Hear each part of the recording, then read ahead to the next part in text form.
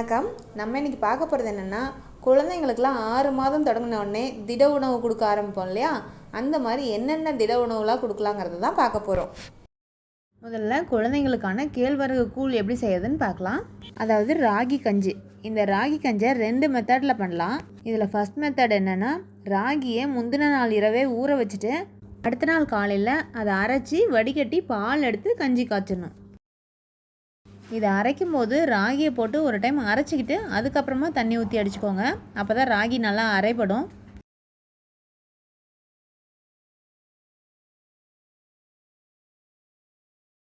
இந்த ராகிலேருந்து வடிகட்டி எடுத்த பால் ரொம்ப திக்காக இருக்க வேண்டாம். இந்த அளவுக்கு தண்ணியாட்டு இருந்தாவே போதும். அது கஞ்சி காய்ச்சி அப்படியே திக்காயிடும். தீயை மீடியம் ஃப்ளேம்லேயே வச்சு இந்த மாதிரி கிளறிக்கிட்டே இருங்க. கிளறாமல் விட்டோம்னா கட்டி விழுந்துடும். கஞ்சி காய்ச்சும் போது நல்லா கொஞ்சம் திக்காகிற மாதிரி இருக்குது. ஆனால் இன்னும் கொஞ்சம் நேரம் அடுப்புலேயே இருக்கணும் அப்படின்னாக்க இன்னும் கொஞ்சம் தண்ணி ஆட் பண்ணி நல்லா கலந்துக்கோங்க. தண்ணி ஆட் பண்ணோடனே டக்குன்னு எல்லாத்தையும் கலந்துடணும், இல்லைன்னா அதில் கட்டி ஃபார்ம் ஆகிடும். அப்படி டப்புன்னு கலர முடியாதுன்னா கொஞ்சம் சுடு தண்ணி வேணால் ஆட் பண்ணிக்கோங்க. அப்போ சீக்கிரம் கட்டி விழுகாது. அவ்வளோதான். கேழ்வரகுலேருந்து பால் எடுத்து காய்ச்சின கஞ்சி ரெடி ஆகிடுச்சு.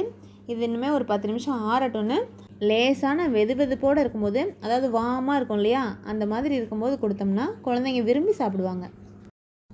இந்த கஞ்சி காய்ச்சி ஒரு 10 நிமிஷம் ஆற விட்டோம்னா இப்போ பாருங்கள், அந்த கேழ்வரகுனுடைய நிறம் நல்லா தெரியும் நமக்கு. அதனால் நம்ம கஞ்சி காய்ச்சும் போது ஒரு கலரில் இருந்தது, ஆறுனதுக்கப்புறம் வேறு கலரில் இருக்குதுன்னு நினைக்காதீங்க. கேழ்வரகு பால் எடுத்து செய்கிறதுனால ஆறுனதுக்கப்புறம் இந்த கலர் வந்துடும். இப்போது ராகி கஞ்சிலேயே இன்னொரு மெத்தடு பார்க்கலாம்.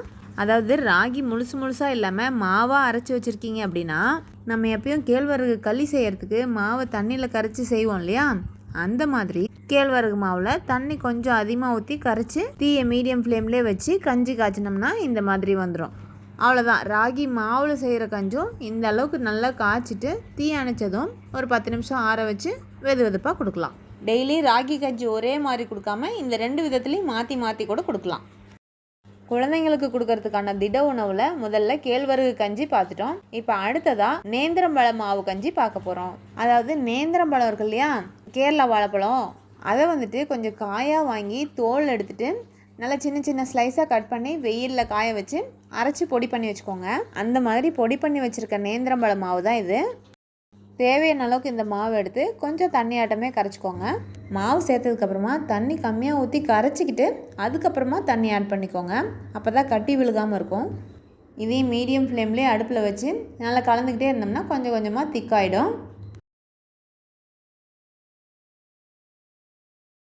அவ்வளோதான். இது ராகி கஞ்சி செய்கிற அளவுக்கு ரொம்ப டைம் எடுக்காது. இந்த மாதிரி நல்லா நுரைச்சி வருது இல்லையா, இது மாதிரி ஒரு 2 டைம் வந்தால் போதும், தீ அணைச்சிடலாம். இந்த நேந்திரம்பழ மாவு கஞ்சும் ஒரு 5 நிமிஷம் ஆறட்டும்னு கொஞ்சம் வெதுவெதுப்பாக இருக்கும் போதே குழந்தைங்களுக்கு கொடுக்கலாம். கேழ்வரகு கஞ்சியும் நேந்திரம்பழ மாவு கஞ்சியும் பார்த்தோம். இப்போ அடுத்ததாக 3வதாக அரிசி கஞ்சி. அரிசி கஞ்சிக்கு கொஞ்சம் குருணையாக இருக்க அரிசி எடுத்துக்கோங்க. அது கூட கொஞ்சமாக பாசிப்பருப்பு, இது ரெண்டையும் நல்லா கழுவிட்டு ஒரு அரை மணி நேரம் ஊற வச்சுக்கோங்க. அரை மணி நேரம் ஊறினதுக்கப்புறமா இந்த அரிசியும் பாசிப்பருப்பையும் அடுப்பில் வச்சு தீயை மீடியம் ஃப்ளேமில் வச்சு வேக வச்சுக்கலாம். நான் இதிலே ஒரு சின்ன பீஸ் கேரட் சேர்த்துக்கிறேன். ஒரு சில குழந்தைகள் கேரட்டை தனியாக வேக வச்சு அரைச்சி கொடுத்தாவே நல்லா சாப்பிடுவாங்க. ஆனால் சில குழந்தைகள் கேரட்டை தனியாக அரைச்சி கொடுக்கும்போது சாப்பிட மாட்டாங்க. அப்படி இருக்கிறவங்களுக்கு இந்த மாதிரி அரிசி கஞ்சி வைக்கும் போதே கேரட்டையும் அதிலே சேர்த்து வேக வச்சுருங்க. இப்போ இந்த அரிசி, பாசிப்பருப்பு, கேரட் இது 3மே நல்லா குழஞ்சி வெந்துடுச்சு. இப்போது அடுப்பு ஆஃப் பண்ண போகிறதுக்கு முன்னாடி ஒரு 2 ட்ராப் தேங்காய் எண்ணெய் இதில் சேர்த்துக்கிட்டு தீ அணைச்சிடலாம். அவ்வளோதான். இனிமேல் இது நல்லா ஆறட்டும்னு மிக்சியில் போட்டு அரைச்சிட்டு குழந்தைங்களுக்கு சாப்பிட கொடுக்கலாம். இதில் உப்பு எதுவும் சேர்த்துக்க வேண்டாம். ஏன்னா குழந்தைங்களுக்கு 1.5 வயசு வரைக்குமே இனிப்பும் உப்பும் கொடுக்காமல் இருக்கிறது தான் நல்லது. அப்புறம் திட உணவு கொடுக்க ஆரம்பிச்சிட்டோம்னாவே இடையிடையில் வாழைப்பழமும் கொடுக்க ஆரம்பிச்சிடணும். அப்புறம் குழந்தைங்களுக்கு 6 மாதம் வரைக்குமே தண்ணி கொடுக்க மாட்டோம் இல்லையா, ஆனால் இந்த திட உணவுலாம் கொடுக்க ஆரம்பிச்சிடும் இல்லையா 6 மாதத்துக்கு அப்புறம், அதுக்கப்புறம்லாம் தண்ணி கொஞ்சம் கொஞ்சம் கொடுக்க ஆரம்பிச்சிடணும்.